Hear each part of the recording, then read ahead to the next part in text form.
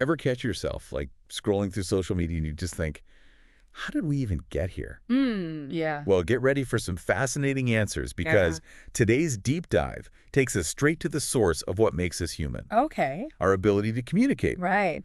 We're diving into Yuval Noah Harari's Sapiens, A Brief History of Humankind, specifically Chapter 2, The Tree of Knowledge. Lots to unpack To that. unpack how language supercharged our species. Yeah, it's not just about language itself. It's what it allows us to do.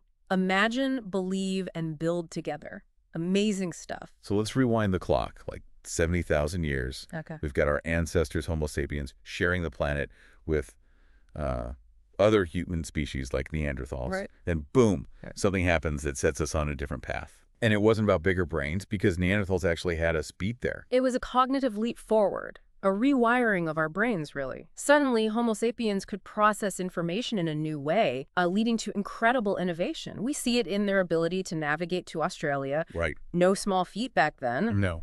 And in their creation of symbolic art, like the famous Lion Man sculpture, Harari sees this as evidence of complex thought, a whole new level of understanding. Okay, I can imagine early humans, looking up at the stars and wondering what's out there. But to plan a journey across oceans, Right. that requires some serious communication. Absolutely. Now, communication itself isn't unique to humans. Other animals do it too. Think warning calls. Right. Like those made by vervet monkeys, eagle, leopard. Right. But human language takes it a step further. We're not just yelling about predators. We're spinning yarns, sharing ideas, and let's be honest, a healthy dose of gossip. And surprisingly, that gossip played a crucial role in our success. Sharing social information, who to trust, who to avoid, was key to building larger, more stable groups. It's the foundation of the complex social structures that would eventually allow Homo sapiens to dominate the planet. Hold on, so you're saying my daily dose of social media is basically written into my DNA? In a way, yes. Wow. But here's where it gets really interesting. Harari calls this the power of fiction. Okay. We develop the ability to talk about things that don't exist in the physical world. So instead of just pointing at a lion, we can say the lion is a god or the lion represents courage. We're creating stories and attaching meaning to them. Exactly. And this is a game changer.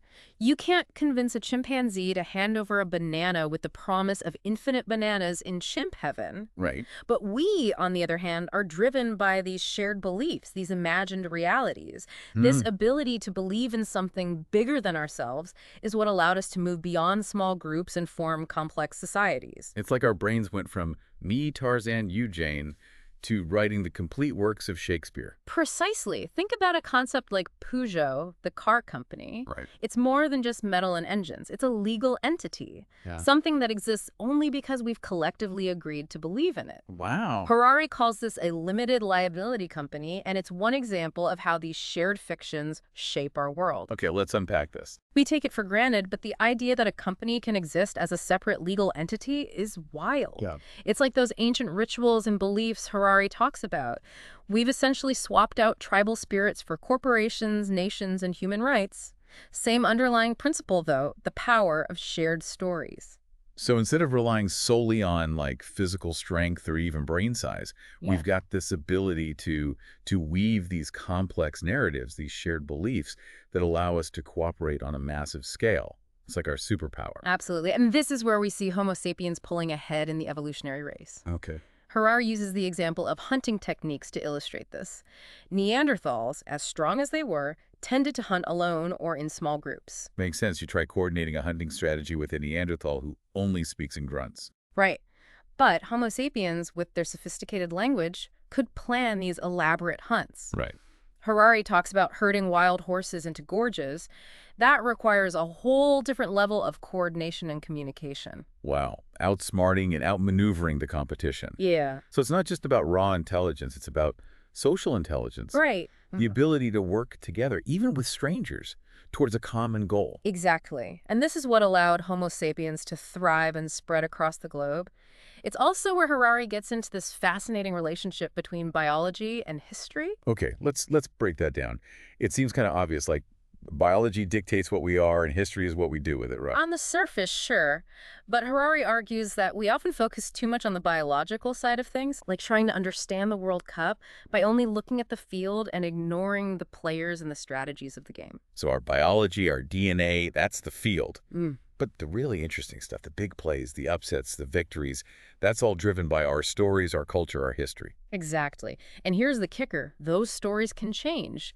We're not locked into a fixed set of behaviors dictated by our genes. Hmm. Human history is full of examples of societies transforming themselves, sometimes radically, in a relatively short period of time. Like someone living in Berlin from 1900 to 2000 would have seen the Hohenzollern Empire, the Weimar Republic, Nazi Germany, communist East Germany, and finally a reunited Germany, all with the same DNA. Talk about adaptable. That's the power of fiction in action.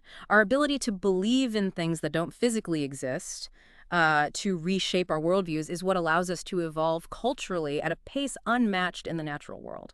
So to bring this back to you, dear listener, think about how much our world has changed even in our lifetimes. The internet, smartphones, social movements, we've witnessed incredible transformations, and they weren't because our biology suddenly mutated, right? It's our stories, our ideas, our beliefs that are driving these shifts. But here's the question that really gets me thinking. If our success hinges on believing in these imagined realities, what happens when those realities are challenged? Or worse, when those stories start to unravel? That's the million-dollar question, isn't it?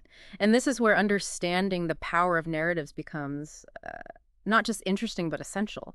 Because these stories, as we've seen, have a way of becoming self-fulfilling prophecies. Right. They can shape our actions, our institutions, our entire world. Okay, so we've established that humans are master storytellers. Yeah. And that this ability to weave narratives is what sets us apart.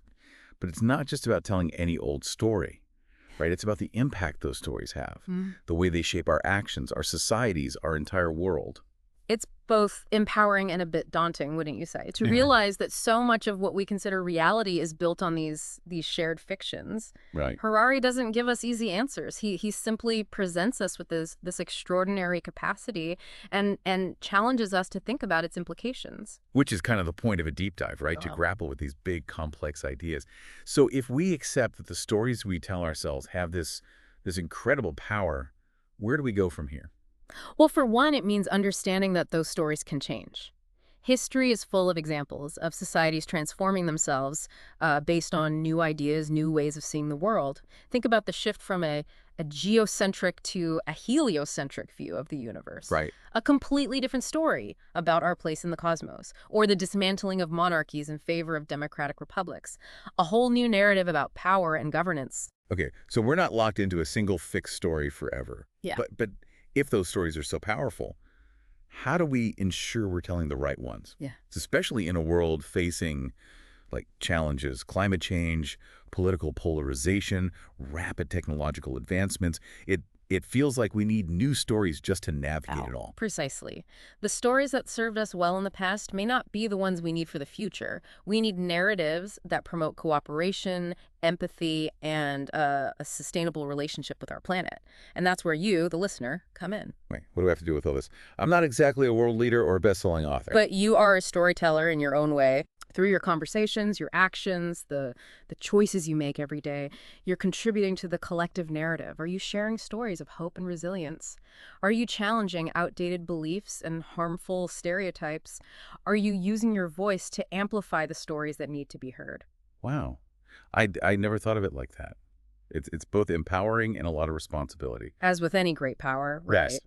But that's the beauty of it. We're not passive bystanders in this story. We have the ability collectively to reshape our narratives, to imagine new possibilities into being. So to bring this deep dive to a close, we leave you with this. What story do you want to tell? What future do you want to help create? Because in a very real sense, the narratives we embrace today will shape the world we live in tomorrow.